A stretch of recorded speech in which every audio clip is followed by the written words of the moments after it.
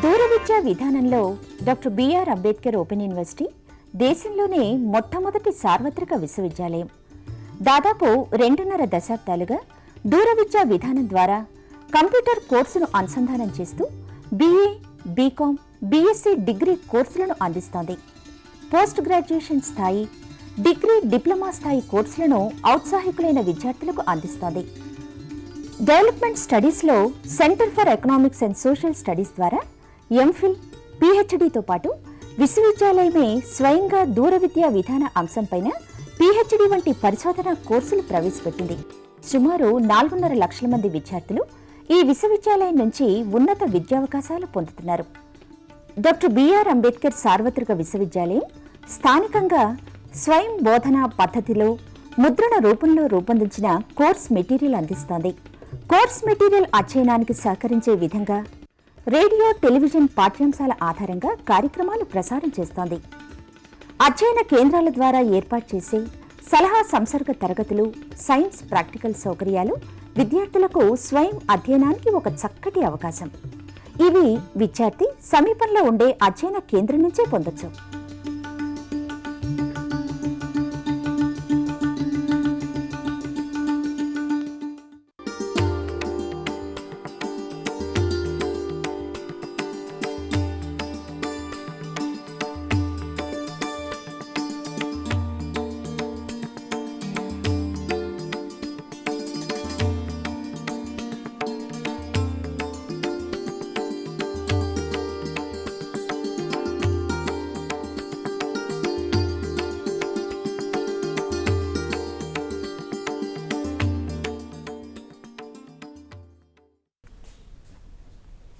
నమస్కారం.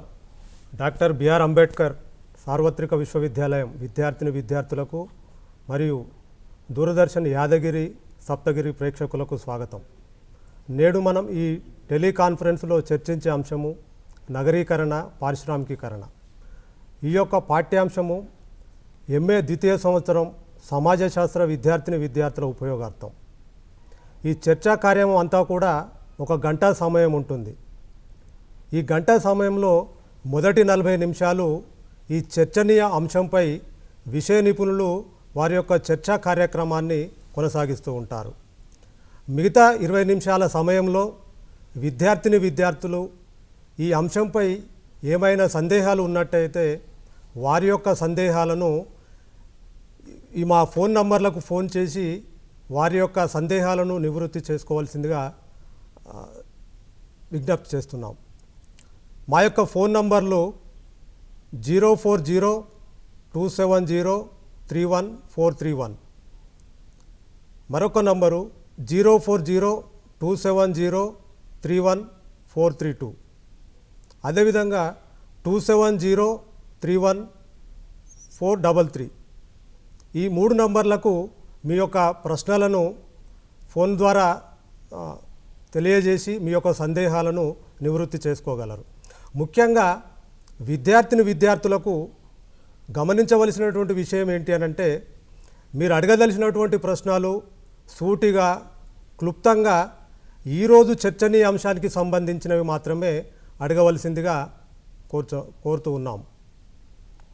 ముందుగా ఈరోజు చర్చా కార్యక్రమంలో పాల్గొనడానికి వచ్చినటువంటి విషయ నిపుణుల గురించి ముందుగా పరిచయం చేసుకుందాం. ముందుగా ప్రొఫెసర్ చింతా గణేష్ గారు. నమస్కారం సార్. నమస్కారం.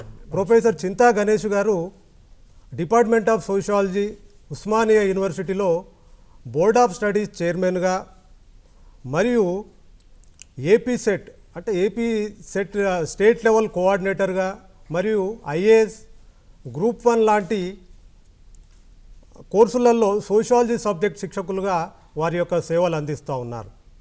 అంతేకాకుండా డాక్టర్ చింతా గణేష్ గారు doctor B R Ambedkar open university sociology department UG మరియు PG కోర్సు అభివృద్ధిలో కీలకమైన వ్యక్తిగా కోర్సు డెవలప్మెంట్ యాక్టివిటీస్లలో వారి యొక్క తోడ్పాటును అందించడం జరుగుతూ ఉంది.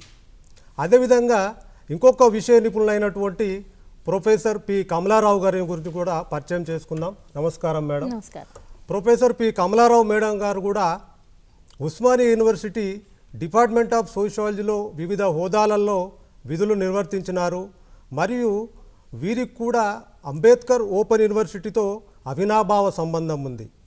అంబేద్కర్ ఓపెన్ యూనివర్సిటీ సోషియాలజీ డిపార్ట్మెంటులోని UG and PG course development కార్యక్రమాలలో వారి యొక్క తోడ్పాటును అందజేయడమే కాకుండా మేడం గారు డిపార్ట్మెంట్కు రీసెర్చ్ గైడ్గా కూడా ఉన్నారు.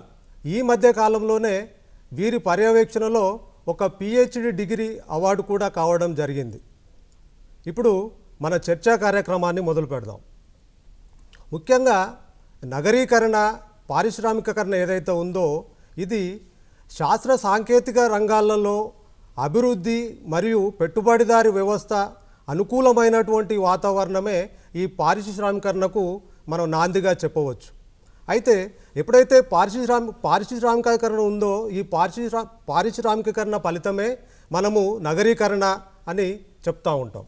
అయితే ఈ పారిశ్రామికీకరణకు మరియు నగరీకరణకు దగ్గరి అవినాభావ సంబంధం ఉందని చెప్పడం జరుగుతూ ఉంటుంది. అయితే ఈ పారిశ్రామికీకరణ ఏదైతే ఉందో ఇది మొదటగా ఇంగ్లాండ్లో ప్రారంభమై క్రమక్రమంగా ప్రపంచవ్యాప్తంగా మరియు భారతదేశానికి కూడా ఈ పారిశ్రామికీకరణ అనేది విస్తృతం చెందిందని చెప్పవచ్చు. తద్వారా ఏదైతే పారిశ్రామికీకరణ ఎప్పుడైతే విస్తృతమైందో ఈ విస్తృతమైనటువంటి క్రమంలో నగరీకరణ చెంది ఈ నగరాలకు వలస వచ్చేటువంటి క్రమంలో సాంప్రదాయ కుటీర పరిశ్రమలన్నీ కూడా వాటి స్థానంలో భారీ పరిశ్రమలు రావడము, దీని ద్వారా మానవ జీవన సరళి అంతా కూడా పూర్తిగా అంటే దాని యొక్క మానవ జీవన సరళిని పూర్తిగా మార్చివేసిందని మనం చెప్పుకోవచ్చు. దీనికి అంతటి కారణం ఏంటి అంటే ఈ పారిశ్రామికీకరణ మరియు నగరీకరణ అని చెప్పవచ్చు. సార్, మొదటగా మీరు చెప్పండి, అసలు మనం పారిశ్రామికీకరణ అంటే ఏంటిది, భారతదేశంలో పారిశ్రామిక అభివృద్ధిని గురించి ఎట్లా అర్థం చేసుకోవచ్చు, దాని గురించి వివరిస్తారా? శ్రీనివాస్ గారు, మీరు ఇప్పటిదాకా చెప్పినట్లుగా పారిశ్రామికీకరణ, నగరీకరణ అనేవి రెండూ కూడా అవినాభావ సంబంధం కలిగి ఉన్నటువంటి ప్రక్రియలు. చారిత్రకంగా కనుక గమనించినట్లయితే బ్రిటిష్ పరిపాలనా కాలంలో కుటీర పరిశ్రమలు అనేటటువంటివి భారతదేశంలో చాలా అభివృద్ధి చెంది ఉండేవి. కానీ చేతనంగా కానీ అచేతనంగా కానీ బ్రిటిష్ పరిపాలనా కాలంలో పారిశ్రామికీకరణకు కావలసినటువంటి అవస్థాపన సౌకర్యాలను కల్పించడంలో బ్రిటిష్ ప్రభుత్వం అనేటటువంటిది సంపూర్ణంగా విఫలమైంది. పారిశ్రామికాభివృద్ధికి ఏ రకమైనటువంటి తోడ్పాటును కూడా బ్రిటిష్ ప్రభుత్వం అందించలేదు. తత్ఫలితంగా స్వాతంత్రం ఏర్పడిన తర్వాత భారతీయ ఆర్థిక వ్యవస్థ అనేటటువంటిది ప్రధానంగా వ్యవసాయ ప్రధానమైనటువంటి ఆర్థిక వ్యవస్థగా ఏర్పడింది. అయితే ఏ దేశమైనా కూడా ఆర్థికంగా వేగంగా అభివృద్ధి చెందాలి అనంటే పారిశ్రామికీకరణ అనేటువంటిది చాలా అవసరం. అయితే ఇక్కడ పారిశ్రామికీకరణ అంటే ఏమిటి? ముఖ్యంగా సాంకేతిక పరిజ్ఞానాన్ని ఉపయోగించి వస్తూత్పత్తులను అంటే ఉత్పత్తి చేయడం, సేవారంగంలో సేవలను అందించడం అనేటటువంటి దాన్నే మనము పారిశ్రామికీకరణ అని అంటాం. ప్రజలకు కావలసినటువంటి మౌలిక వసతులను కానీ లేదా వారికి కావలసినటువంటి సేవలను కానీ అందించడానికి సాంకేతిక పరిజ్ఞానాన్ని విస్తృతంగా వినియోగించినట్లయితే ప్రజల యొక్క అవసరాలను తీర్చడమే కాకుండా దేశం యొక్క ఆర్థిక స్థితిని కూడా అతి వేగంగా అభివృద్ధి చేసేటటువంటి అవకాశం ఈ పారిశ్రామికీకరణ వల్ల చేకూరుతుంది. చారిత్రకంగా కనుక గమనించినట్లయితే భారతదేశానికి స్వాతంత్రం వచ్చిన తర్వాత ప్రధానంగా ఈ దేశం యొక్క ఆర్థికాభివృద్ధిని చేయడానికి పంచవర్ష ప్రణాళికలు అనేటువంటి వాటిని 1951లో ప్రవేశపెట్టడం జరిగింది. ఇప్పటి వరకు మనము 11 పంచవర్ష ప్రణాళికలు కంప్లీట్ చేసుకోవడం జరిగింది. 12వ పంచవర్ష ప్రణాళిక అనేటటువంటిది ఇంకా కొనసాగుతుంది. మొదటి పంచవర్ష ప్రణాళిక అనేటటువంటిది ప్రధానంగా వ్యవసాయ రంగం పైన దృష్టిని కేంద్రీకరిస్తే రెండవ పంచవర్ష ప్రణాళిక నుండి పారిశ్రామిక రంగం పైన దృష్టిని కేంద్రీకరించడం జరిగింది. ముఖ్యంగా భారతదేశంలో పారిశ్రామిక అభివృద్ధి అనేటటువంటిది నెహ్రూ మెహలనోబిస్ మోడల్ ఆఫ్ డెవలప్మెంట్ అనే దాంతో ప్రారంభమైంది. అంటే ఈ నెహ్రూ మెహలనోబిస్ మోడల్ అనేటటువంటిది భారతదేశంలో పారిశ్రామిక అభివృద్ధికి కావలసినటువంటి అవస్థాపన సౌకర్యాలను విస్తృతపరచడం, అంటే ఒక స్ట్రాంగ్ ఇండస్ట్రియల్ బేస్ అనేటటువంటిది భారతదేశంలో సృష్టించాలనేటటువంటి ఉద్దేశంతో దాదాపు 20% బడ్జెట్, అంటే టోటల్ జీడిపిలో మొత్తం స్థూల జాతీయ ఆదాయంలో 20% జీడిపిని పారిశ్రామిక రంగానికే కేటాయించడం జరిగింది. ముఖ్యంగా రెండవ పంచవర్ష ప్రణాళిక, మూడవ ప్రణాళిక, నాలుగవ ప్రణాళిక, ఈ మూడు ప్రణాళికలలో దాదాపు 20% బడ్జెట్ని పారిశ్రామిక రంగ అభివృద్ధి కోసం కేటాయించడం జరిగింది. తద్వారా 1951 నుండి 1965 మధ్య కాలంలో ఒక స్ట్రాంగ్ ఇండస్ట్రియల్ బేస్ అనేటటువంటిది ఈ నెహ్రూ మెహలనోబిస్ మోడల్ ద్వారా ఏర్పరచడం జరిగింది. ఇక మొదటగా ఈ నెహ్రూ మెహలనోబిస్ మోడల్లో భారీ పరిశ్రమల పైననే దృష్టిని కేంద్రీకరించడం జరిగింది. తద్వారా భారతదేశంలో వివిధ ప్రాంతాల్లో భారీ తరహా పరిశ్రమలు అనేటువంటివి ఏర్పరచడం, వాటి ద్వారా వివిధ రకాలైనటువంటి వస్తూత్పత్తులకు కావలసినటువంటి టెక్నాలజీని అభివృద్ధి పరచడం, అదేవిధంగా ప్రజల యొక్క అవసరాలకు కావలసినటువంటి వస్తువులను ఉత్పత్తి చేయడం అనేటటువంటిది జరిగింది. ఇక పారిశ్రామికాభివృద్ధి యొక్క రేటును కనుక గమనించినట్లయితే మనకు 1960 తర్వాత కాలంలో గ్రాడ్యువల్గా, అంటే పారిశ్రామిక అభివృద్ధి అనేటటువంటిది 4 to 5% యాన్యువల్ గ్రోత్ రేట్ అనేటువంటిది ఉంటే 1991 తర్వాత కాలంలో పారిశ్రామికాభివృద్ధి అనేటటువంటిది చాలా వేగంగా జరిగింది. ఫర్ ఎగ్జాంపుల్ మనము 10వ పంచవర్ష ప్రణాళికను కనుక తీసుకున్నట్లయితే 10వ పంచవర్ష ప్రణాళిక కాలం 2002 నుంచి 2006-7 మధ్య కాలంలో 8.2% ఇండస్ట్రియల్ గ్రోత్ రేట్ అనేటటువంటిది నమోదైంది. అదేవిధంగా 11వ పంచవర్ష ప్రణాళికను కనుక తీసుకున్నట్లయితే ఇండస్ట్రియల్ గ్రోత్ రేట్ అనేటటువంటిది 6.9%గా ఉంది. ఈ విధంగా 11వ పంచవర్ష ప్రణాళిక చివరి కాలం నాటికి భారతదేశం అనేటటువంటిది సంపూర్ణంగా ఒక పారిశ్రామిక దేశంగా అభివృద్ధి చెందేటటువంటి అవకాశాలు ఏర్పడ్డాయి. అయితే 1991 వరకు కూడా భారత ప్రభుత్వం అనేటటువంటిది పెట్టుబడులు పబ్లిక్ సెక్టర్లోనే ఎక్కువగా పెట్టడం జరిగింది. అంటే పారిశ్రామిక రంగం అనేటటువంటిది పబ్లిక్ సెక్టర్లోనే ఎక్కువ అభివృద్ధి జరిగింది. ప్రైవేట్ సెక్టర్ ఉన్నప్పటికీ కూడా పబ్లిక్ సెక్టర్కు ప్రాధాన్యత అనేటువంటిది ఇవ్వడం జరిగింది. కానీ 1991 తర్వాత లిబరలైజేషన్ కానీ గ్లోబలైజేషన్ కానీ, దాన్ని మనము ఆర్థిక సరళీకరణ, ప్రపంచీకరణ అని అంటాం.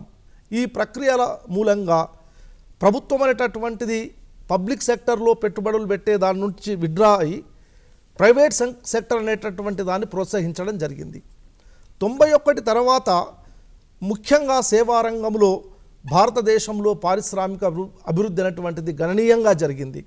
కాకపోతే ఇక్కడ గమనించాల్సినటువంటి విషయం ఏంటంటే 91 నుండి 2013-14 వరకు కనుక గమనించినట్లయితే మ్యానుఫ్యాక్చరింగ్ సెక్టర్లో గ్రోత్ రేట్ అనేటటువంటి తగ్గింది, పెరుగుదల రేట్ అనేటువంటి తగ్గింది. సేవారంగంలో గ్రోత్ రేట్ అనేటటువంటిది పెరిగింది. కానీ భారతదేశం లాంటి దేశంలో మనకు మానవ వనరులు అనేటువంటివి చాలా ఎక్కువ సంఖ్యలో ఉన్నాయి. స్కిల్డ్ అండ్ అన్స్కిల్డ్ లేబర్ అనేటటువంటి వాళ్ళు గణనీయమైనటువంటి సంఖ్యలో ఉన్నారు. కాబట్టి అలాంటి శ్రామికులకు ఉపాధి అవకాశాలు అనేటటువంటివి కల్పించాలి అంటే మ్యానుఫ్యాక్చరింగ్ సెక్టర్ను ప్రోత్సహించాల్సినటువంటి అవసరం ఎంతైనా ఉంది. అందుకొరకే ఈ మ్యానుఫ్యాక్చరింగ్ సెక్టర్ను ప్రోత్సహించాలనేటటువంటి ఉద్దేశంతోనే ఈ మధ్య కాలంలో భారత ప్రభుత్వం కూడా మేక్ ఇన్ ఇండియా అనేటటువంటి ఒక ప్రోగ్రామ్ని ప్రవేశపెట్టడం జరిగింది. అంటే తద్వారా పారిశ్రామికాభివృద్ధి అనేటటువంటిది మరింత వేగంగా జరిగేటటువంటి అవకాశం ఉంది. ఈ విధంగా గత 60 సంవత్సరాలుగా భారతదేశంలో పారిశ్రామిక రంగం అనేటటువంటిది గణనీయంగా అభివృద్ధి చెందింది. తద్వారా నగరీకరణ అనేటటువంటిది కూడా అతి వేగంగా అభివృద్ధి చెందడం అనేటువంటి జరిగింది. నేను ఇందాక చెప్పినట్టుగా పారిశ్రామికీకరణ ఎక్కడైతే జరుగుతుందో అనివార్యంగా నగరీకరణ అనేటటువంటిది కూడా ఏర్పడుతుంది. ఎక్కడైతే ప్రపంచవ్యాప్తంగా కానీ భారతదేశంలో కానీ ఈ పారిశ్రామికీకరణ ఎప్పుడైతే అభివృద్ధి చెందుతుందో దానికి ఆల్టర్నేటివ్గా నగరీకరణ కూడా అభివృద్ధి చెందడం జరుగుతూ ఉంటుంది. సో మేడం గారు, మీరు నగరీకరణ అంటే ఏమిటి, అంటే ఈ భారతదేశంలోని నగరీకరణలను మనం ఏ విధంగా అర్థం చేసుకోవచ్చు, నగరీకరణ ధోరణులను? నగరీకరణ అనగా గ్రామ ప్రాంతాల నుంచి పట్టణానికి జనాభా వలస రావటం. ఎక్కువ మంది వాళ్ళు ఉపాధి కోసమో లేకపోతే పట్టణాలలో ఆకర్షణ గురించి వాళ్ళు పట్టణాలకి వెళ్తూ ఉంటారు. ఆ వెళ్ళే ప్రక్రియ ద్వారా నగరాలు అభివృద్ధి చెందుతాయి, నగరాలు పెరుగుతాయి.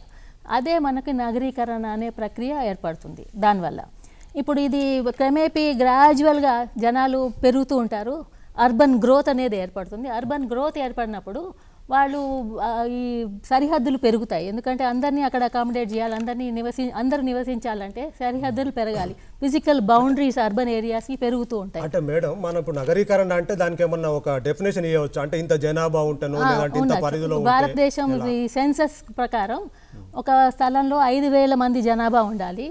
రెండోది 75% పురుష జనాభాలో వాళ్ళు వ్యవసాయేతర అంటే నాన్ అగ్రికల్చరల్ ఆక్యుపేషన్స్లో ఉండాలి. మూడవది ఒక చదరపు కిలోమీటర్ అంటే 1 స్క్వేర్ కిలోమీటర్కి 400 మంది జనాభా ఉండాలి. ఉంటేనే అది నగరం అని మనం నిర్వచించవచ్చు.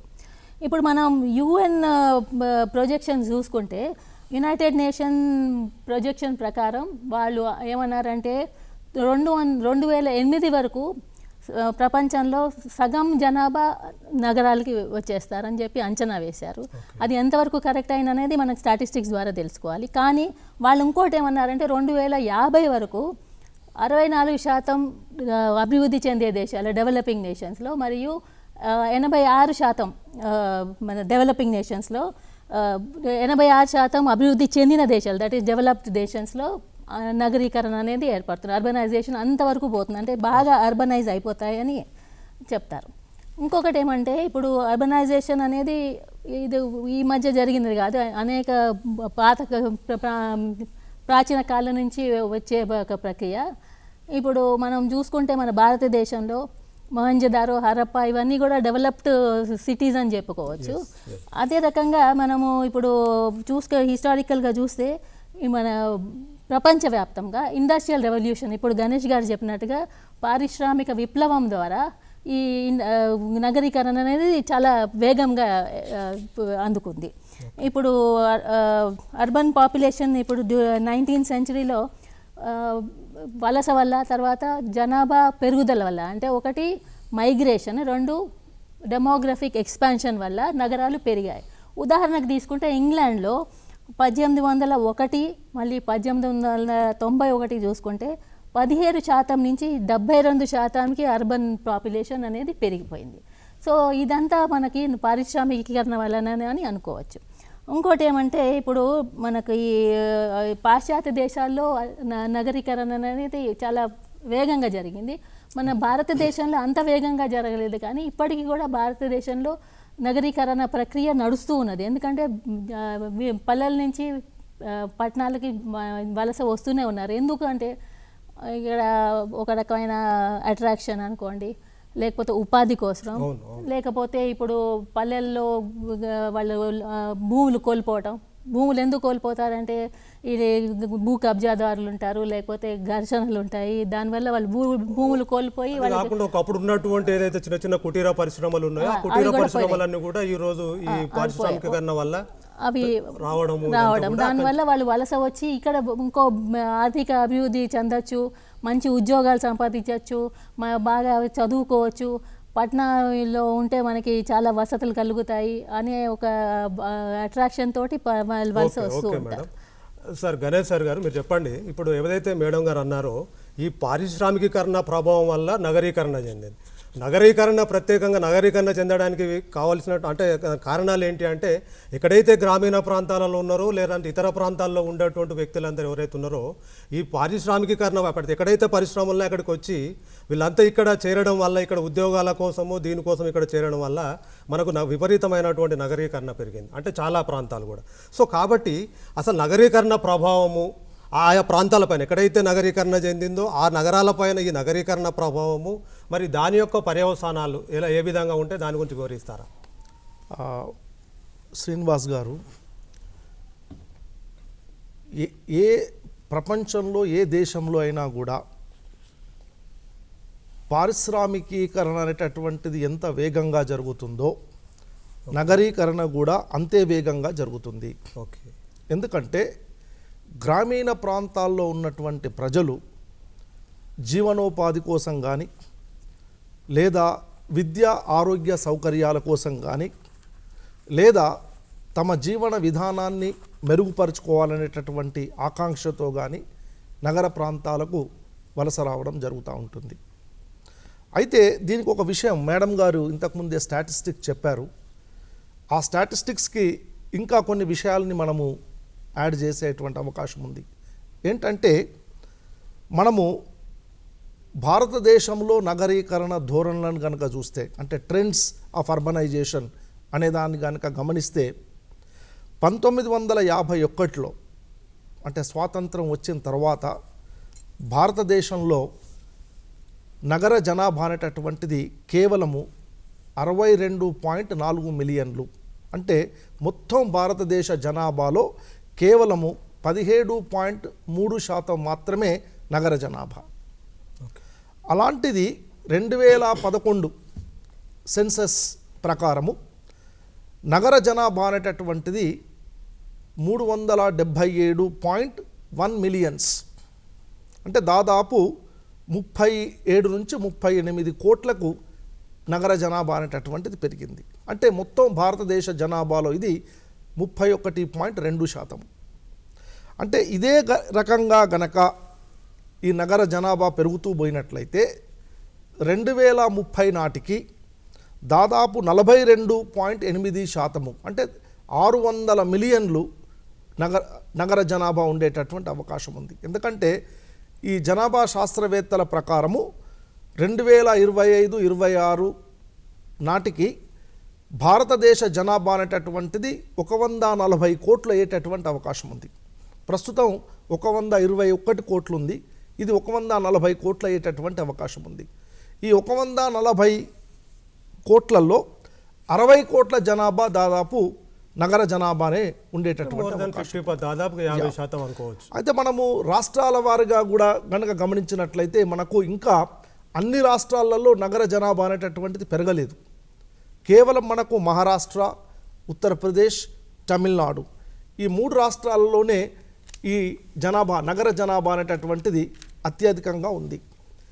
ఇకపోతే మనము నగరాల సంఖ్య కనుక తీసుకున్నట్లయితే మనకు నగరాలు అనేటటువంటివి యూనిఫామ్గా లేవు.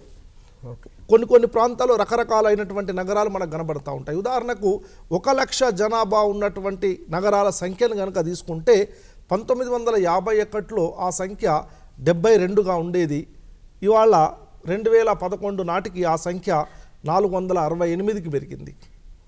అదేవిధంగా మనకు మిలియన్ ప్లస్ సిటీస్ అంటే 10 లక్షల జనాభా కంటే ఎక్కువ ఉన్నటువంటి నగరాల సంఖ్య తీసుకుంటే అది 1981లో కేవలం 12 నగరాలు మాత్రమే ఉండేవి.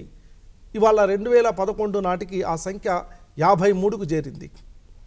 అదేవిధంగా మెగా సిటీస్ అంటే 10 మిలియన్స్ అండ్ అబౌవ్, అంటే 1 కోటి కంటే ఎక్కువ జనాభా ఉన్నటువంటి నగరాలను మెగా సిటీస్ అని అంటారు. ఇది యునైటెడ్ నేషన్స్ డెఫినేషన్ ప్రకారం.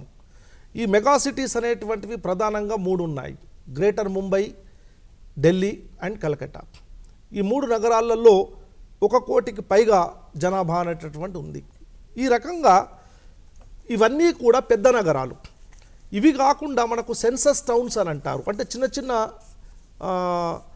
టౌన్స్, అంటే వాటిని మనము పట్టణాలు అనొచ్చు. ఈ చిన్న చిన్న పట్టణాలు అనేటటువంటివి 2001 నుంచి 2011 మధ్య కాలంలో దాదాపు 2774 పట్టణాలు ఆవిర్భవించాయి. అంటే ఒకప్పుడు గ్రామీణ ప్రాంతాలుగా ఉన్నటువంటివి ఆర్థికంగా కానీ మౌలిక వసతుల పరంగా కానీ లేదా చిన్న చిన్న పరిశ్రమలు రావడం వల్ల అవి పట్టణాలుగా ఆవిర్భవించాయి. ఆ చుట్టుపక్కల ఉన్నటువంటి గ్రామాల ప్రజలు కూడా ఈ టౌన్లలో ఈ రకమైనటువంటి స్టాటిస్టిక్స్ గురించి అవగాహన చేసుకోవాల్సినటువంటి అవసరం ఎంతైనా ఉంది. అంటే భారతదేశంలో నగర జనాభా అనేటటువంటిది గ్రాడ్యువల్గా పెరుగుతూ ఉంది. చిన్న చిన్న పట్టణాల సంఖ్య పెరుగుతూ ఉంది. 1,00,000 పైగా ఉన్నటువంటి నగరాల సంఖ్య పెరుగుతూ ఉంది. మెగా సిటీస్ అనేటటువంటివి మరింత విస్తృతం అవుతూ ఉన్నాయి. వీటన్నింటి మూలంగా కూడా ప్రజల యొక్క జీవన పరిస్థితులలో కూడా మార్పులు అనేటటువంటి ఏర్పడుతున్నాయి. మీరు శ్రీనివాస్ గారు చెప్పినట్టు ప్రభావం గురించి అడిగారు. అసలు ప్రభావం ఏ విధంగా ఉంటుంది అని. ఈ నగరీకరణం యొక్క ప్రభావాన్ని 2 రకాలుగా చూడొచ్చు. కొన్ని పాజిటివ్ ఎఫెక్ట్స్ అనేటువంటివి ఉంటాయి, నెగటివ్ ఎఫెక్ట్స్ అనేటటువంటివి కూడా ఉంటాయి. మనము పాజిటివ్ ఎఫెక్ట్స్ కనుక చూసుకున్నట్లయితే పారిశ్రామికీకరణ నగరీకరణ అనేటటువంటిది ఎక్కడైతే అభివృద్ధి చెందిందో అలాంటి ప్రాంతాలలో ఉపాధి వసతులు అనేటటువంటివి గణనీయంగా పెరిగినాయి. ముఖ్యంగా వివిధ రకాలైనటువంటి నైపుణ్యతలు కలిగినటువంటి శ్రామికులకు కానీ లేదా విద్యావంతులకు కానీ ఈ నగర ప్రాంతాలలో ఉపాధి వసతులు అనేటువంటివి పెరిగినాయి. ఎప్పుడైతే ఈ ఉపాధి వసతులు అనేటువంటివి పెరిగినాయో తద్వారా జీవన ప్రమాణాలు కూడా పెరిగినాయి. క్వాలిటీ ఆఫ్ లైఫ్ అనేటటువంటిది అంటే జీవన నాణ్యత అనేటటువంటిది కూడా నగరాలలో పెరిగింది. అదేవిధంగా ముఖ్యంగా గమనించాల్సినటువంటి విషయం ఏంటంటే భారతదేశంలో ఉన్నటువంటి కల్చర్ను అంటే సంస్కృతిని దృష్ట్యా తీసుకున్నట్లయితే పారిశ్రామికీకరణ నగరీకరణకు పూర్వము భారతీయ సమాజం మొత్తం కూడా సాంప్రదాయికత పైన ఆధారపడి ఉన్నటువంటి సమాజం. అంటే ట్రెడిషనలిజం అనేటటువంటిది చాలా అంటే స్ట్రాంగ్గా ఉన్నటువంటి సమాజం.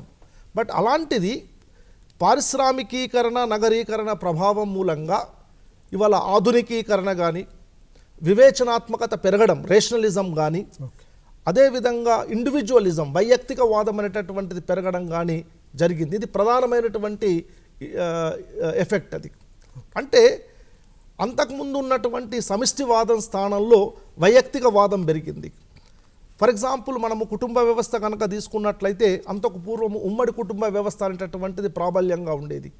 మరి ఉమ్మడి కుటుంబం అనేటువంటిది విఘటితమైపోయి నగరీకరణ వల్ల ఇవాళ న్యూక్లియర్ ఫ్యామిలీస్ ఆన్విక కుటుంబాలు అనేటటువంటివి ఎక్కువగా వస్తూ ఉన్నాయి. అన్నిటికంటే మరో ముఖ్యమైనటువంటి విషయం ఏంటంటే మహిళల యొక్క అంతస్తు అనేటటువంటిది చాలా పెరిగింది. అంటే ఆర్థికంగా కానీ సామాజికంగా కానీ వారి యొక్క స్థితిగతులలో చాలా మార్పు అనేటటువంటిది ఏర్పడింది. సో ఇక్కడ నెగటివ్ ఎఫెక్ట్స్ మనం బ్రీఫ్గా సంక్షిప్తంగా చెప్పుకుంటే నెగటివ్ ఎఫెక్ట్స్ విషయానికి వచ్చినప్పుడు ఈ జన సామర్థ్యం అనేటటువంటిది విపరీతంగా పెరగడం, వాతావరణ కాలుష్యం అనేటటువంటిది జరగడం, తర్వాత ముఖ్యంగా నగరాలలో పారిశుద్ధ్య వసతి అనేటటువంటిది కొరవడడం, పారిశుద్ధ్యానికి సంబంధించినటువంటి పరిస్థితులలో అంటే అపరిశుభ్రతకు సంబంధించినటువంటి వాతావరణం అనేటటువంటిది ఎక్కువగా పెరగడం, అదేవిధంగా ఒకవైపు ఉద్యోగ వసతులు పెరిగినాయి, మరోవైపు నిరుద్యోగం కూడా పెరిగింది. సో ఇవన్నీ కూడా కొన్ని నెగటివ్ ఎఫెక్ట్స్గా కూడా మనం చెప్పుకోవచ్చు. ఓకే సార్, ఇప్పుడు మేడం గారు మీరు చెప్పండి, సార్ చెప్పినట్టు ఏదైతే నగరీకరణ ప్రభావం వల్ల కొంతమంది వ్యక్తులకు ఉపాధి ఉద్యోగ కల్పన వచ్చినప్పటికీ చాలా ముందుకు అంటే దేశం కానీ లేదంటే ఆ ప్రాంతాలు కానీ ముందు వైపు జరిగినప్పటికి కూడా ఎట్ ది సేమ్ టైం మహిళల పైన అంటే ఈ యొక్క నగరీకరణ ప్రభావాన్ని మనం ఏ విధంగా అర్థం చేసుకోవచ్చు? నగరీకరణ అనేది అందరి మీద ప్రభావం ఉంది. ఇప్పుడు గణేష్ గారు చెప్పినట్టుగా ప్రభావం అనేది మనకి స్పష్టంగా కనపడుతుంది. కానీ మహిళల పైన ఇంకొక రకమైన ఇంకా స్పష్టంగా చెప్పాలంటే మహిళలకి ఇప్పుడు గణేష్ గారు చెప్పినట్టుగా మహిళల స్టేటస్ అనేది పెరిగింది. ఎందుకంటే గ్రామ ప్రాంతాల్లో వాళ్ళకి ప్రాచీన అలవాట్లు ప్రాచీన ఆలోచనలు దానివల్ల ఒక రకమైన కంట్రోల్డ్ లైఫ్ అనేది ఉండేది, నియంత్రణ ఉండేది, సామాజిక నియంత్రణ అనేది ఉండేది. వాళ్ళకి బయటికి వెళ్ళి చదువుకునే అవకాశాలు ఉండేవి కాదు, బయటికి తిరిగే అవకాశాలు ఉండేవి కాదు. కాబట్టి వాళ్ళకి పట్టణాలకు వస్తే చదువుకునే అవకాశాలు ఉన్నాయి, ప్లస్ ఉద్యోగాలు చేసే అవకాశాలు ఉన్నాయి. ప్లస్ ఇండివిజువాలిటీ ఏదైతే గణేష్ గారు చెప్పారో వ్యక్తిత్వం అనేది, ఇండివిజువాలిటీ అనేది పెరిగింది. ముఖ్యంగా మహిళలకు ఇప్పుడు డిసిషన్ మేకింగ్, నిర్ణయం తీసుకునే ఒక హక్కు వాళ్ళకి ఏర్పడింది. వాళ్ళకి ఎక్కువ అవగాహన పెరిగింది. మేము ఈ రకంగా చేయొచ్చు, మేము ఇవన్నీ మాకు ఈ హక్కులు ఉన్నాయి అనేది వాళ్ళకి తెలుసుకున్నారు. కాబట్టి మహిళలకు ముఖ్యంగా స్టేటస్ పెరిగింది. కానీ ఇప్పుడు కూడా చూస్తే పల్లెలలో పట్టణాలలో ఇప్పుడు కూడా మహిళలకి అనుకున్నంత హోదా పెరగలేదు. ఎందుకంటే ఇది మనది ప్యాట్రియార్కల్ సొసైటీ, పితృస్వామిక సమాజము. ఇక్కడ మహిళలకి ఇంకా కూడా అవకాశాలు కల్పించాలి. ఇప్పుడు చూస్తే మనకి మహిళలు అనేక రంగాల్లో, ఇప్పుడు ఈ రంగం ఆ రంగం అని కాకుండా అనేక రంగాల్లో మహిళలు ముందుకు వస్తున్నారు. ఇప్పుడు బస్ కండక్టర్లు, డాక్టర్లు, ఇంజనీర్లు, పైలట్లు, అన్ని రంగాలు ఇంతకుముందర మహిళలకు అటువంటి అవకాశాలు ఉండేవి కాదు. ఇవన్నీ పారిశ్రామికీకరణ వలన, నగరీకరణ వలన, ఇంకా చెప్పాలంటే ఆధునికీకరణ, మోడర్నైజేషన్ వలన, ప్రపంచీకరణ, గ్లోబలైజేషన్, ఎక్కడ ప్రపంచంలో ఎక్కడ ఏది జరిగినా కూడా అందరికీ ఇప్పుడు తెలుస్తుంది. ఎందుకంటే మనకి టెక్నాలజికల్ అడ్వాన్స్మెంట్ ఆ రకంగా ఉంది. ఈ యంత్రాల ద్వారా, టీవీల ద్వారా, సెల్ ఫోన్ల ద్వారా అన్నీ తెలుసుకుంటున్నారు. కాబట్టి మహిళల హోదా బాగా పెరిగింది, ఇంకా పెరగాలని మనం పెరిగినప్పటికీ కూడా కొంతవరకు మనం కనుక చూసుకున్నట్టయితే ఉంటే ఈ మహిళల పైన అంటే నగరీకరణ ప్రభావము మహిళల పైన కొంతవరకు మనకు ఎఫెక్ట్ కనిపిస్తూ ఉన్నది. ఇప్పుడు ఏంది ఆ ర్యాగింగ్ చేయడం అని ఇంకేదో ఇటువంటివి కనిపిస్తూ ఉన్నాయి కదా, అవి ఎట్లా అర్థం చేసుకోవచ్చు మనం? అంటే ఈ నగరీకరణ ఎఫెక్ట్ వాటిపైన మనకు కనిపిస్తుందా? కనిపిస్తుంది, తప్పకుండా కనిపిస్తుంది. ఎందుకంటే ఇప్పుడు మహిళలకు బయటకు వచ్చి పనిచేసే వరకు వాళ్ళకి వాళ్ళ రోల్ అనేది మారిపోయింది. ఈ రోల్ కాన్ఫ్లిక్ట్ అనేది ఏర్పడింది. వాళ్ళకి ఇంట్లో ఒక రోలు, బయట ఒక రోలు, ఈ రోల్ కాన్ఫ్లిక్ట్ అనేది ఏర్పడి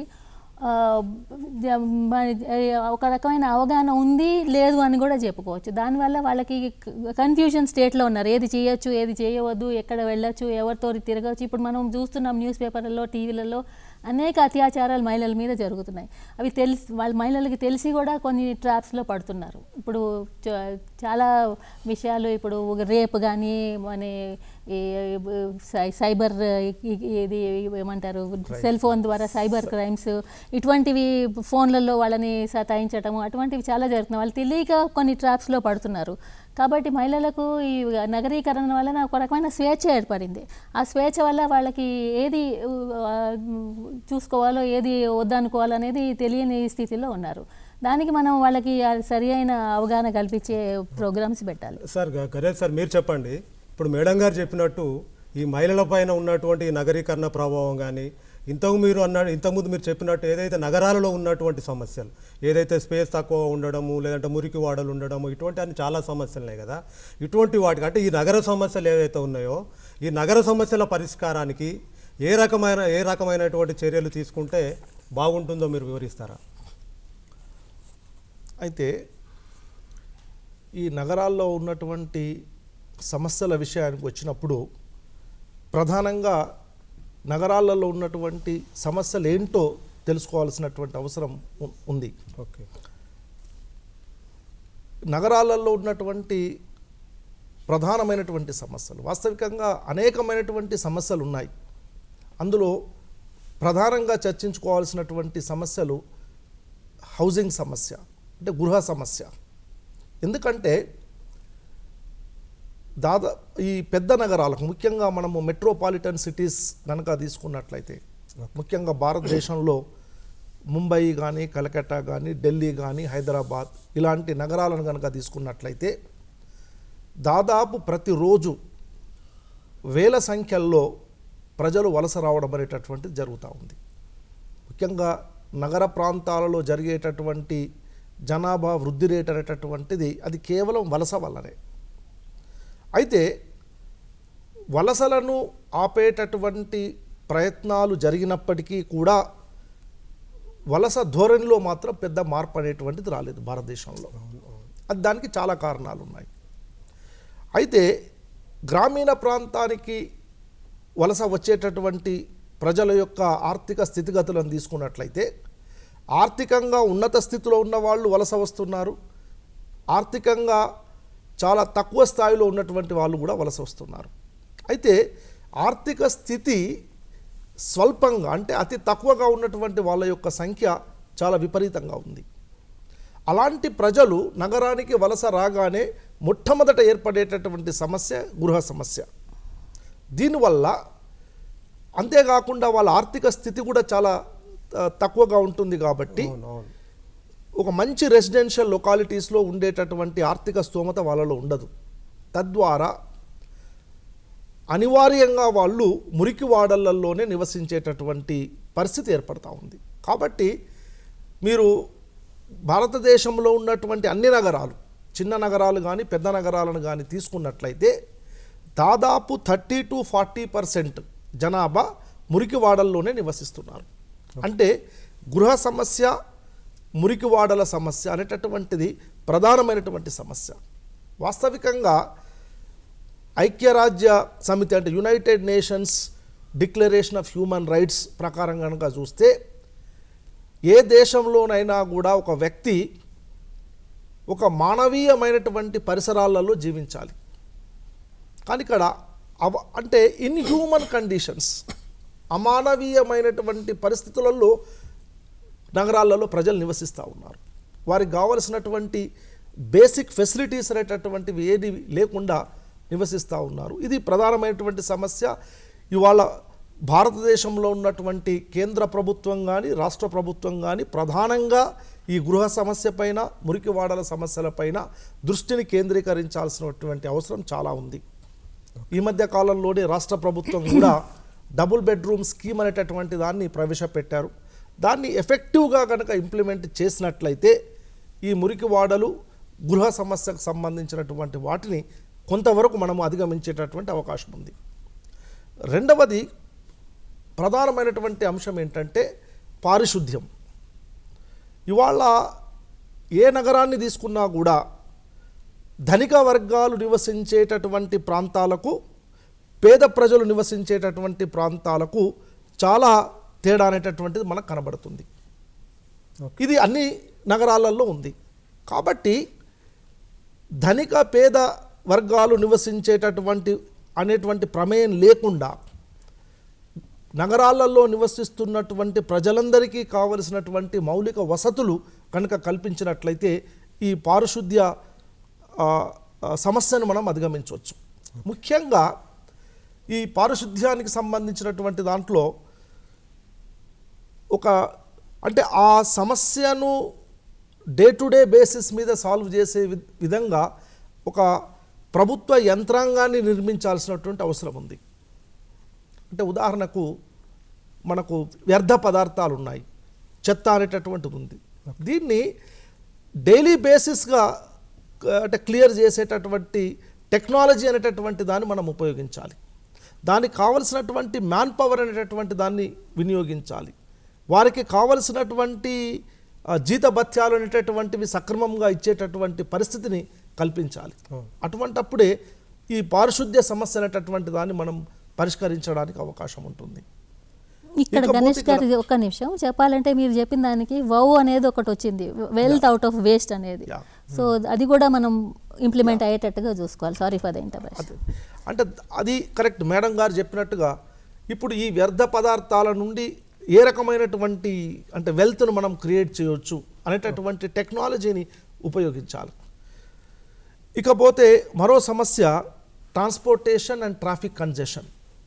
ఇవాళ నగరాలలో నగర జీవితం అనేటటువంటిది చాలా దుర్భరంగా మారేటటువంటి దానికి ఒక కారణము ట్రాఫిక్ కంజెషన్.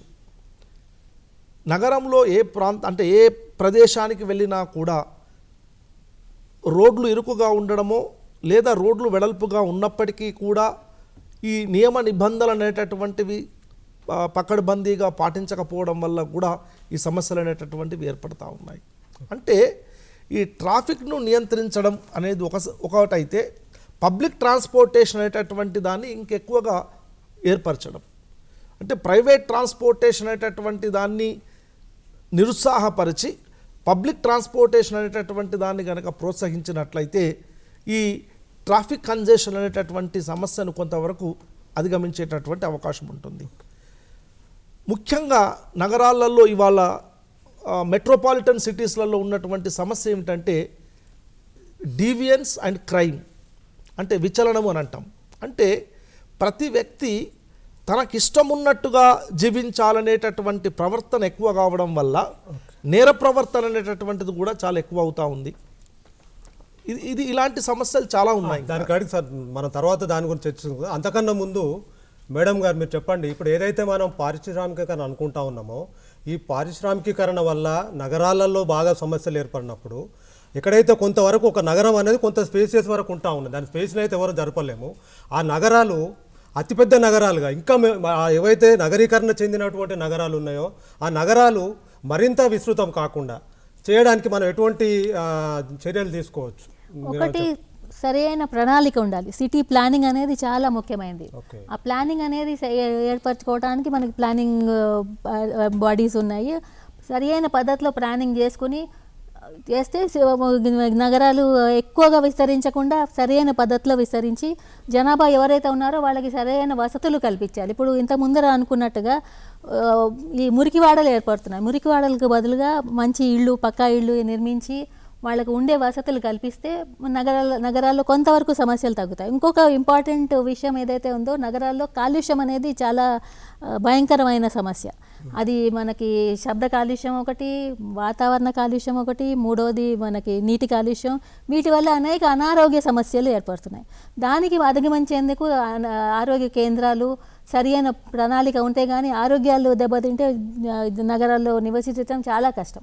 సో అక్కడ మనకి పారిశుద్ధ్యం అనేది ఒకటి మోస్ట్ ఇంపార్టెంట్. తర్వాత ఇండస్ట్రీస్ ఏవైతే ఉన్నాయో, పరిశ్రమలు ఏవైతే ఉన్నాయో అవి నగరం మధ్యలో కాకుండా నగరం చుట్టుపక్కల అవుట్స్కర్ట్స్లో పెట్టేటట్టుగా ఏర్పాట్లు చేయాలి. అప్పుడు కానీ ఈ నగరాలు పెరిగేది అనేది నియంత్రించడం చాలా కష్టం. ఇంకొకటి, ఇప్పుడు మనకి సబర్బనైజేషన్ అనే పదం ఉంది. ఇప్పుడు జనాలు నగరంలో సెంటర్లో ఉండకుండా అవుట్స్కర్ట్స్లో విస్తరిస్తాయి అన్నమాట. సో అటువంటి ప్రోత్సాహం ఇప్పుడు మన హైదరాబాద్లో చూసుకుంటే కూడా సబర్బ్స్లో చుట్టుపక్కల, హైదరాబాద్ నగర చుట్టుపక్కల చాలా రెసిడెన్షియల్ ఏరియాస్ ఏర్పడ్డాయి. అటువంటివి ప్రోత్సహించి నగరాల్లో కంజెషన్ అనేది తగ్గిస్తే కొంతవరకు మనకి ఈ అన్కంట్రోల్డ్ ఎక్స్పాన్షన్ అనేది కంట్రోల్ అనమాట. మేడం చెప్పినట్టు ఇప్పుడు అదే విషయం పైన మీరేమన్నా మీ క్లారిఫికేషన్, అతిపెద్ద నగరాలు విస్తృతం కాకుండా. ఇంకొకటి ఏంటంటే ఇక్కడ అంటే ఇప్పుడు మేడం గారు చెప్పినట్టుగా ప్రాపర్ సిటీ ప్లానింగ్ అనేటటువంటి చాలా అవసరం. అయితే ఇందులో మనకు ఈ నగరాలకు సంబంధించి అంటే నగరాలు అనేటువంటివి మరింత విస్తృతమై మహానగరాలుగా అంటే విస్తరించకుండా ఉండడానికి నగరానికి దాదాపు ఒక 50 నుండి 100 కిలోమీటర్ల దూరంలో చిన్న చిన్న కమ్యూనిటీ సెంటర్స్ అంటే చిన్న చిన్న. సార్ ఒక నిమిషము, ఒక ఫోన్ కాలర్ లైన్లో ఉన్నారు. ఓకే, మనం వారి ఫోన్ తీసుకుందాం, తర్వాత మళ్ళీ డిస్కషన్కి వెళ్దాం. హలో హలో, చెప్పండి సార్, ఎక్కడి నుంచి ఎవరు మాట్లాడేది, ఎక్కడి నుండి మాట్లాడుతున్నారు? నేను కొత్త మల్లంపేట, చెప్పండి. విశాఖపట్నం జిల్లా. ఎవరిని అడుగుతా ఉన్నారు ప్రశ్న? ఎవరిని సార్? మన నాగేష్ సార్ని అడుగుదాం అనుకుంటున్నాను సార్. చెప్పండి, మీ ప్రశ్న అడగండి సార్. చెప్పండి. హలో, చెప్పండి సార్, మీ ప్రశ్న అడగండి సార్ని. సార్, గ్లోబలైజేషన్ అదే మీరు అన్నట్టు ఇండస్ట్రియలైజేషన్, అర్బనైజేషన్ తో పాటు గ్లోబలైజేషన్, ఈ మూడింటికి ఉన్న రిలేషన్ చెప్తారా? తప్పకుండానండి సార్, చెప్పండి. ఈ గ్లోబలైజేషన్, ఈ అర్బన్ అంటే మీ ఫస్ట్ సార్ ఇన్స్ట్రక్షన్ ఇచ్చారు మన బిఆర్ అంబేద్కర్ ప్రొఫెసర్ గారు. అవును. దాంతోపాటు అర్బన్ ఈ గ్లోబలైజేషన్ కూడా ఇప్పుడు హాట్ టాపిక్ అయింది కదా సార్. ఇది ఏ విధంగా ఒక విలేజ్ మీద ఎలా, ఒక గ్రామీణం మీద ఎలాంటి ప్రభావం చూపిస్తుంది? ఇండస్ట్రియలైజేషన్, అర్బనైజేషన్ అండ్ గ్లోబలైజేషన్ ఒక గ్రామం మీద ఎలాంటి ప్రభావం చూపిస్తుందో మాకు కొంచెం క్లారిటీగా వివరించండి. ఓకేనండి, మీ ప్రశ్న అర్థమైంది. సార్ గారు ఆన్సర్ చెప్తారు, మీరు వినండి. అయితే ఇక్కడ నేను ఇంతకుముందే పారిశ్రామికీకరణ, నగరీకరణ అంటే ఏంటో చెప్పాను. నేను ప్రపంచీకరణ అనేటటువంటిది ఏంటంటే ప్రధానంగా ప్రపంచంలో ఉన్నటువంటి వివిధ దేశాల మధ్య ఉన్నటువంటి ఈ సరిహద్దులు ఏవైతే ఉన్నాయో, బ్యారియర్స్ ఏవైతే ఉన్నాయో వాటిని మొత్తం తొలగించడం. అంటే జాగ్రఫికల్గా కాదు, భౌగోళిక పరమైనటువంటి సరిహద్దులు అనేటువంటివి అలాగే ఉంటాయి.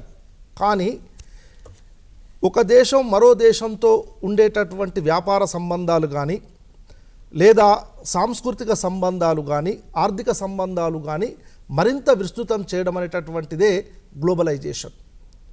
అంటే మీరు చూడండి, 1991 తర్వాత భారతదేశంలో ఆర్థిక సంస్కరణలు అనేటువంటివి చేపట్టి ఈ ఇతర అభివృద్ధి దేశాలతో ఉండేటటువంటి వ్యాపార సంబంధాలను మరింత విస్తృతం చేయడానికి కావలసినటువంటి విధంగా పారిశ్రామిక రంగానికి సంబంధించినటువంటి అన్ని చట్టాలలో మార్పు తీసుకురావడం జరిగింది. ఇవాళ ప్రపంచంలో ఉన్నటువంటి ఏ దేశమైనా కూడా భారతదేశంలో పెట్టుబడులు పెట్టవచ్చు. అదేవిధంగా భారతదేశం కూడా ఇతర దేశాలలో కూడా పెట్టుబడులు పెట్టవచ్చు, వస్తూత్పత్తులు చేయవచ్చు, వ్యాపార లావాదేవీల్ని కొనసాగించవచ్చు. అంటే ఈ విధంగా అంటే సింపుల్గా చెప్పాలంటే it is dismantling all the barriers between the different countries. అయితే మీరు అన్నారు గ్రామాలపైన ఏ విధంగా ప్రభావం ఉందనేది. తప్పనిసరిగా ఉంది. ఒకప్పుడు గ్రామీణ ప్రాంతాలు అనేటటువంటివి స్వయం సమృద్ధితో ఉన్నటువంటి అంటే సామాజిక ఆర్థిక వ్యవస్థలు అవి. కానీ ఇవాళ గ్రామీణ ఆర్థిక వ్యవస్థ అనేటటువంటి దాన్ని కంప్లీట్గా డిస్మాంటిల్ చేయడం అనేటటువంటిది ఈ పారిశ్రామికీకరణ ప్రపంచీకరణ వల్ల జరిగింది. ఉదాహరణకు ఒకప్పుడు గ్రామీణ ప్రాంతాలలో వాళ్ళ వృత్తుల్ని, అంటే అవి కుల వృత్తులు కావచ్చు, లేదా గ్రామీణ ప్రాంతాల్లో ఉన్నటువంటి ప్రజలకు ఉన్నటువంటి నైపుణ్యాల ద్వారా వాళ్ళ యొక్క వృత్తుల్ని వాళ్ళు కొనసాగించేవాళ్ళు. తద్వారా ఆర్థిక స్వయం సమృద్ధి అనేటటువంటిది గ్రామాలలో ఉండేది. ఇవాళ పెద్ద పెద్ద పరిశ్రమలు వచ్చిన తర్వాత గ్రామీణ ప్రాంతాలలో ఉత్పత్తి అయ్యేటటువంటి వస్తువులకు మార్కెట్లో డిమాండ్ అనేటటువంటిది లేకుండా పోయింది. అదేవిధంగా ఇవాళ గ్రామీణ ప్రాంతాలలో ఉన్నటువంటి స్కిల్స్ కంటే ఎక్కువగా ఉండే విధంగా టెక్నాలజీని ఇంట్రొడ్యూస్ చేసి, అంటే ఉత్పత్తి రేటు అనేటటువంటిది విపరీతంగా పెంచడం వల్ల ఇవాళ గ్రామీణ ప్రాంతాల్లో ఉన్నటువంటి కుటీర పరిశ్రమలు పెద్ద పరిశ్రమలతో పోటీ పడలేని పరిస్థితి ఏర్పడింది. అదేవిధంగా మీరు సాంస్కృతికంగా కూడా చూసినట్టయితే కల్చర్లో కూడా, అంటే ఫుడ్ హ్యాబిట్స్, ఇప్పుడు ఫర్ ఎగ్జాంపుల్ మీరు కెల్లాగ్స్ తీసుకోండి. ఒకప్పుడు మనకు చాలా ప్రాంతాలలో మనకు గోధుమ కానీ లేకపోతే మొక్కజొన్న కానీ జొన్న కానీ అది గ్రామీణ ప్రాంతాలలో ఉండేటటువంటి మంచి ఆహారంగా పరిగణించేటువంటి వాళ్ళు.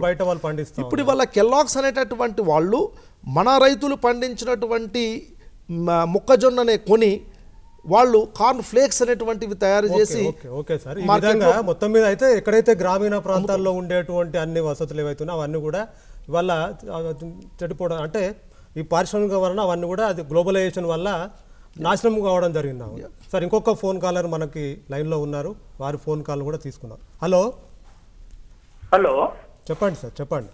నమస్తే అండి, గుడ్ ఆఫ్టర్నూన్ సార్. నమస్తే నమస్తే సార్, ఇది పారిశ్రామికీకరణ నగరీకరణ అంటారు కదా sir.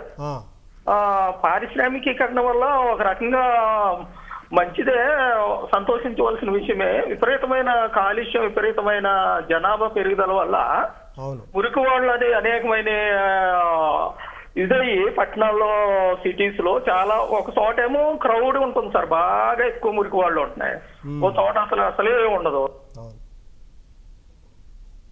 Hello, phone call cut అయింది సార్. అయితే ఓకే, అంటే మీరు అడిగిన ప్రశ్నకి ఏంటండి అంటే సమాధానము, మనము పారిశ్రామికీకరణ అనేటటువంటిది అనివార్యం అండి.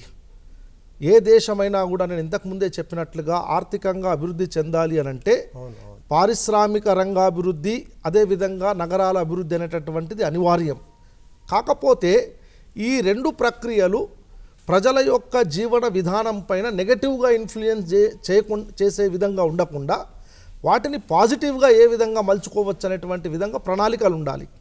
టెక్నాలజీలో మార్పు తీసుకురావాలి. ఇప్పుడు ఫర్ ఎగ్జాంపుల్ మనము స్లమ్స్ డెవలప్ అవుతున్నాయి అని అంటున్నాం.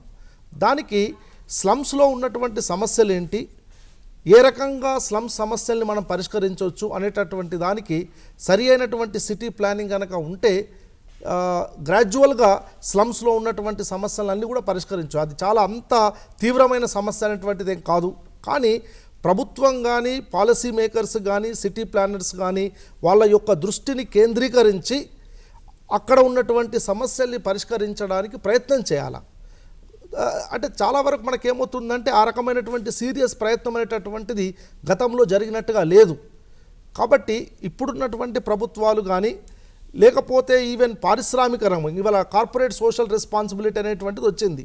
అంటే పారిశ్రామిక వర్గాలు కూడా తాము ఆర్జించేటటువంటి లాభాల్లో కొంత శాతము ఈ స్లమ్స్ డెవలప్మెంట్ కోసం కనుక ఖర్చు పెడితే తప్పనిసరిగా స్లమ్స్ యొక్క సమస్యల్ని మనం పరిష్కరించేటటువంటి అవకాశం. ఓకే సార్, ఇంకొక ఫోన్ కాలర్ లైన్లో ఉన్నారు, వారి పాలన తీసుకుందాం. చెప్పండి సార్. హలో సార్, చెప్పండి పారిశ్రామిక అభివృద్ధి విషయంలో మన దేశం సార్. మీ పేరు, ఎక్కడి నుంచి, మీ క్వశ్చన్? నా పేరు రాజు సార్, హైదరాబాద్ నుంచి. ఓకే, చెప్పండి. పారిశ్రామిక అభివృద్ధి విషయంలో మన దేశం ఎదుర్కొంటున్న సమస్య ఏమిటి, వాటిని ఎలా అధిగమించాలి?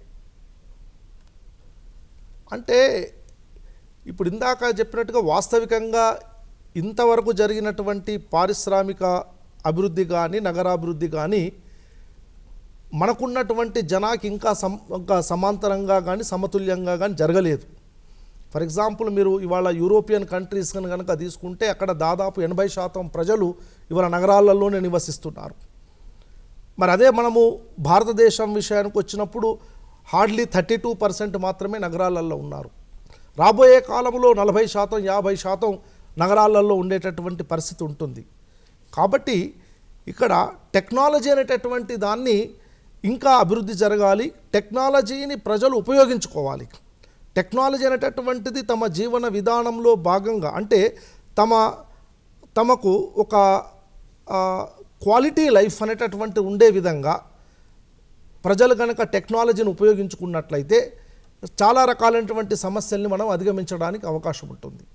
అదేవిధంగా భారతదేశంలో పారిశ్రామికాభివృద్ధి అనేటటువంటిది ఏ విధంగా ఉండాలంటే ఉపాధి వసతులను ఇంకా పెంపొందించే విధంగా ఉండాలి, కానీ ఉపాధి అవకాశాలను దెబ్బతీసేటటువంటి విధంగా ఉండకూడదు. అంటే ఈ రకమైనటువంటి ప్రికాషన్స్ అనేటటువంటివి కనుక తీసుకున్నట్లయితే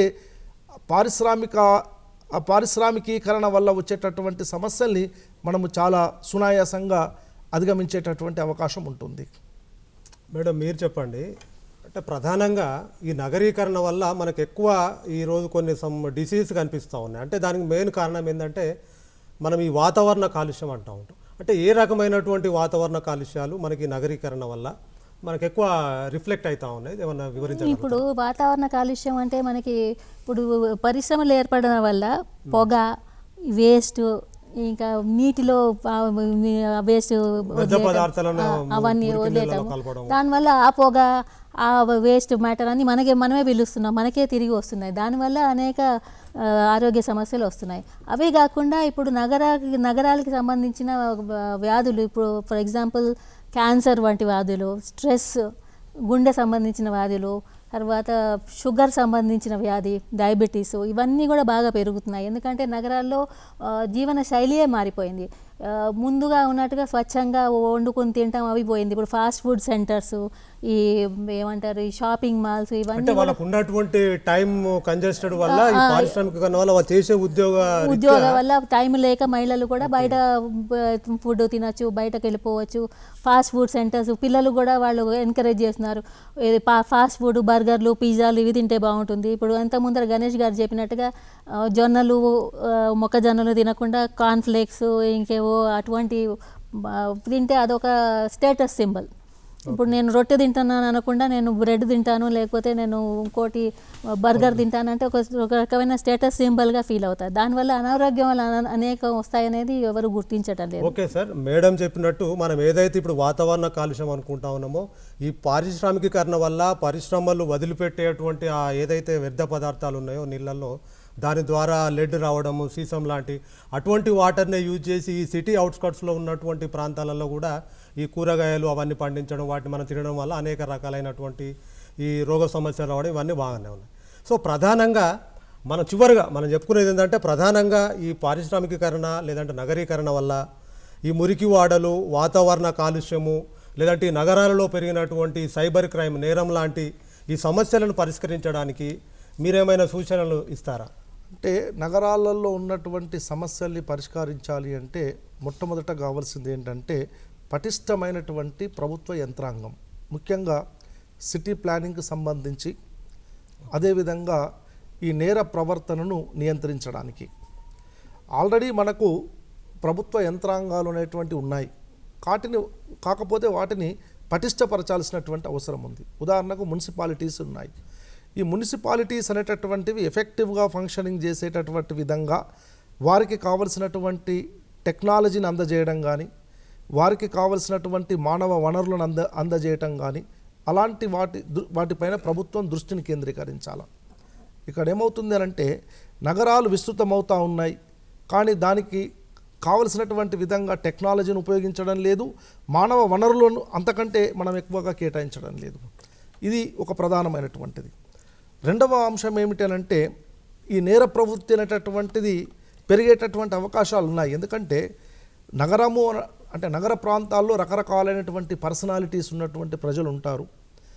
అయితే ఈ నేర ప్రవర్తన అభివృద్ధి చెందడానికి ఒకటి, ప్రజలు సమాజం ఏ రకమైనటువంటి విలువలు ప్రమాణాలు అనేటటువంటివి వాటిని నిర్దేశిస్తుందో ఆ విధంగా జీవించేటటువంటి విధంగా ఒక ప్రభుత్వ యంత్రాంగం, ముఖ్యంగా పోలీస్ యంత్రాంగం యొక్క నిఘా అనేటటువంటిది ఉండాలి. రెండవది, నగర ప్రాంతాల్లో నివసిస్తున్నటువంటి ప్రజలు ముఖ్యంగా కుటుంబ వ్యవస్థలో ముఖ్యంగా పిల్లలకు సంబంధించి సరి అయినటువంటి సాంఘికీకరణ అనేటటువంటిది ఉండాలి.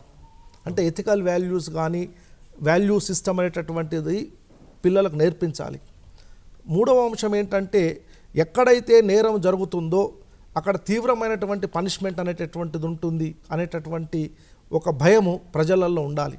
అంటే చట్టం పైన కానీ లేదా చట్టం తీసుకుపోయేటువంటి చర్యలపైన కానీ భయం అనేటటువంటిది ఉండాలి.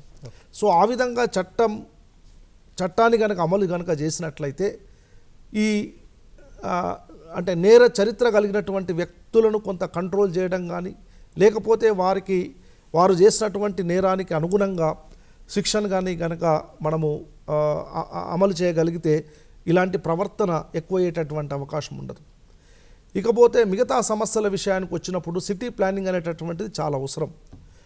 ప్రభుత్వం కూడా రెగ్యులర్గా ఈ నగర సమస్యలను మీరు అన్నట్టు సిటీ ప్లానింగ్ అంటే ఇప్పుడు ఏదైతే కొత్తగా వచ్చినటువంటి టీఎస్ గవర్నమెంట్ తీసుకునేటువంటి 2 bedrooms కావచ్చు, ఇవన్నీ మురికివాడల నుంచి మన పక్కన జరిపేటువంటి కేవలము మన ఈ రాష్ట్రం కావచ్చు లేదా ఏ రాష్ట్రమైనా కూడా ఒక పర్ఫెక్ట్ సిటీ ప్లానింగ్ అనేటటువంటి ఒక నిమిషం మొత్తం మీద టోటల్గా ఈ పారిశ్రామికీకరణ కానీ నగరీకరణ కానీ మీరు ఒక టౌన్ ప్లానింగ్ అనేది కనుక ఉన్నట్టయితే ఉంటే మనకి పారిశ్రామికీకరణ వల్ల నగరీకరణ చెందకుండా ఉండడానికి లేదంటే మరింత చెందినా కూడా మరింత విస్తృతం కాకుండా జటిలం కాకుండా కాపాడుకోవచ్చు. సో కాబట్టి ఈ చర్చా కార్యక్రమానికి వచ్చి మన సమయం కూడా అయిపోయింది కాబట్టి ఈ చర్చా కార్యక్రమానికి వచ్చి మన యొక్క ఏదైతే నగరీకరణ పారిశ్రామికీకరణ ఉందో ఈ చర్చాంశం పైన మీ యొక్క మంచి వాల్యుబుల్ ఇష్యూస్ని ఇక్కడ మాకు అందజేసినందుకు, పారిశ్రామికంగా ఎట్లా అభివృద్ధి చెందింది, భారతదేశంలో ఏ విధంగా వచ్చింది అనేటువంటి విషయాలను మా విద్యార్థులకు తెలియజేసినందుకు, మీరు ఈ స్టూడియోకి వచ్చి మాకు ఈ విషయాలను అందించినందుకు మరొకసారి మీకు ధన్యవాదాలు తెలుపుకుంటా ఉన్నాం. నమస్కారం మేడం. నమస్కారం సార్. Thank you.